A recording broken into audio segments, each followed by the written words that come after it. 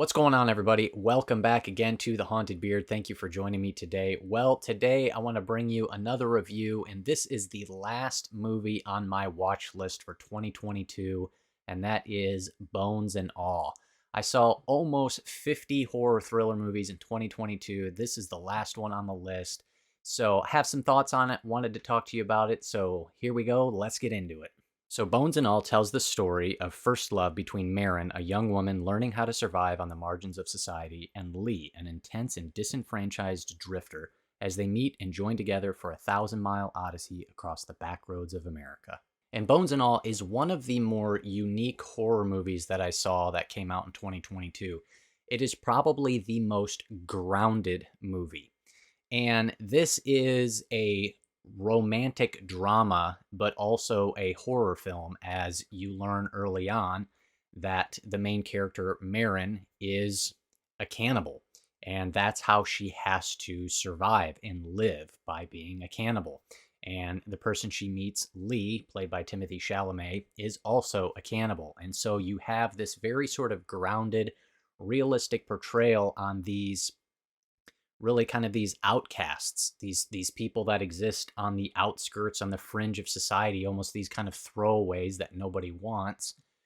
And it's them just trying to live life and figure out how to live life with this really horrible reality that they have to deal with.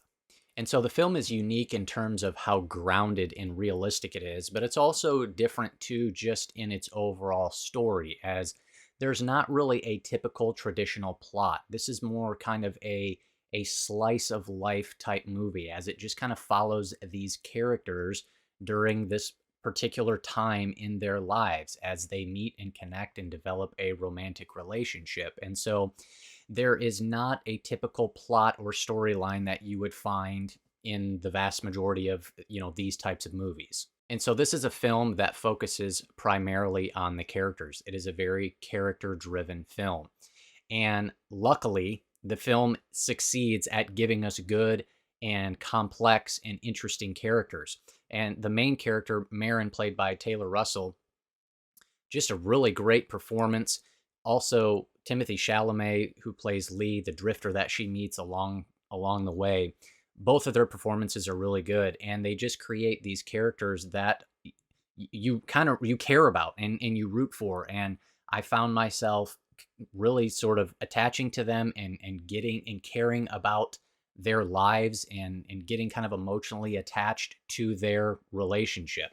But the standout here is Mark Rylance, who plays Sully, and oh my goodness, this guy just completely disappears into this role. And man, just his body language, his mannerisms, he's just incredible. I mean, as he just completely disappears into the role. Like you can't even barely recognize him. It's just amazing, the transformation. And just his character, man, is just he's kind of a mystery, and he's off-putting and he's creepy. And man, Mark Rylance is just incredible. One of the best performances I saw of anything that came out last year. One of the other things that stood out here is the musical score, which was composed by Trent Reznor and Atticus Ross. And I thought it was just really great. It's just this very sort of melancholy, somber, but also has kind of moments of sort of this uplifting happiness a little bit. It's all acoustic for the most part. And I thought it just accompanied the film really well and just really kind of contributed to the tone and the atmosphere. And I really enjoyed it. I thought it was unique, and it just kind of stood out as something different. And with the score as well, the movie uses some really good songs. A particular sequence where they play a song by Kiss, where Timothée Chalamet's dancing around a room, and there's a few moments where they play actual songs that I think just the song selections are really great. And so the music and the score here really stand out, and it's one of the highlights of the movie.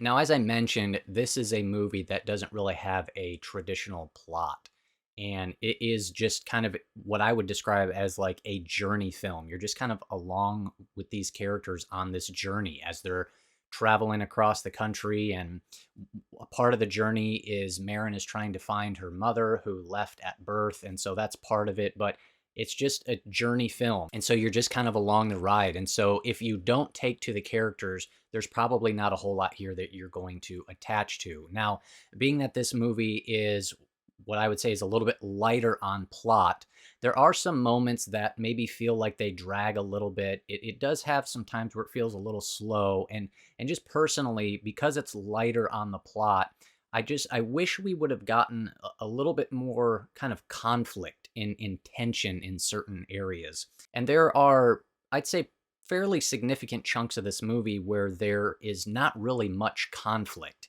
And conflict is largely what would drive a typical plot forward. And so there are parts of this movie that kind of feel inconsequential. And again, there's no conflict there, so you kind of don't really have a whole lot to sink your teeth into, I guess, for parts of the movie. And so that does hinder it a little bit for me. And as I said, there are parts that do feel a little bit slow, but overall, I still really had a positive experience with this, and that's largely just to again, the music, the characters, the performances, and just largely the overall direction. This movie is obviously, like I've said, not a typical traditional horror movie. It's definitely more grounded, and so some of the kind of creepy and more tension-filled moments kind of subvert your expectation. They're just played out a little bit differently than how you would typically expect. And there's a scene where Maren goes to a hospital. I'll just kind of keep this vague. That is just kind of off-putting and is kind of, there's this sort of shocking image there. There's another scene where they meet a couple people, and you kind of have these expectations of how you think a scene like this would typically play out, but it plays out a little bit differently. And I'll just say too, the last 10 minutes or so is one of the more memorable scenes of the year, and one of the more, it just kind of, it has a definite sort of melancholy, somber, dramatic vibe to it that accompanies a lot of the film, but especially towards the ending as well. And so there is quite a bit here still to appreciate. So overall, I'm going to be probably 7.5 out of 10 for Bones and All. So overall, I found the experience pretty rewarding. I do like that it kind of subverts expectations. It is something different. I like that it was more grounded. And so, and again, really solid performances as well. So overall, I would recommend Bones and All if you haven't seen it, if you're in the mood or interested in something that's a little bit different than your traditional horror movie. So those are my thoughts. Hit me up down below, though, in the comments. Would love to hear from you. Would love to know what your thoughts were and how you liked this movie. So that's all I got for you. Up next, though, being that this was the last movie I had to review, I am now going to officially start working on my ranking video. I'm going to do a big video ranking every horror movie that I saw for 2022. So it's going to be a big one, but I'm looking forward to it. It's going to be fun. So that'll be coming up next. So stay tuned. And that's all I got for you today. Please hit that subscribe button if you like content like this. It's all horror and thriller movie content here on The Haunted Beard. And I'll see you next time on The Haunted Beard.